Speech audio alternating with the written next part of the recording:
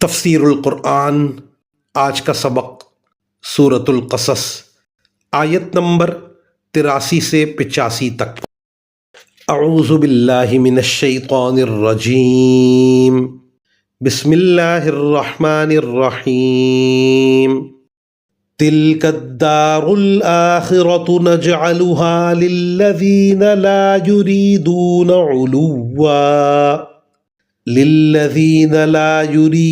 علوا فی الارض ولا فسادا والعاقبۃ للمتقین۔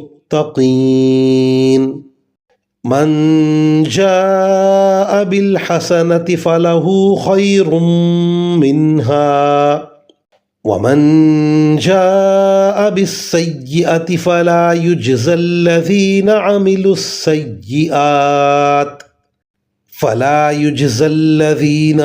السیئات الا ما كانوا يعملون۔ ان الذی فرض علیک القرآن لرادک الی معاد قل ربی اعلم من جاء بالہدی ومن هو فی ضلال مبین۔ ترجمہ: وہ آخرت والا گھر تو ہم ان لوگوں کے لیے مخصوص کر دیں گے جو زمین میں نہ تو بڑائی چاہتے ہیں اور نہ فساد، اور آخری انجام پرہیزگاروں کے حق میں ہوگا۔ جو شخص کوئی نیکی لے کر آئے گا تو اس کو اس سے بہتر چیز ملے گی، اور جو کوئی بدی لے کر آئے گا تو جنہوں نے برے کام کیے ہیں ان کو کسی اور چیز کی نہیں، ان کے کیے ہوئے کاموں ہی کی سزا دی جائے گی۔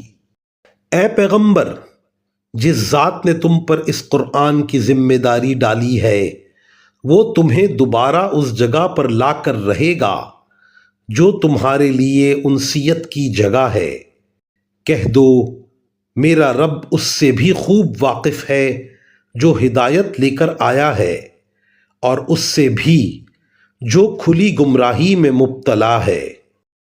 ان آیات کی تفسیر میں مفسرین کرام فرماتے ہیں قرآن کریم میں اصل لفظ معاد استعمال ہوا ہے۔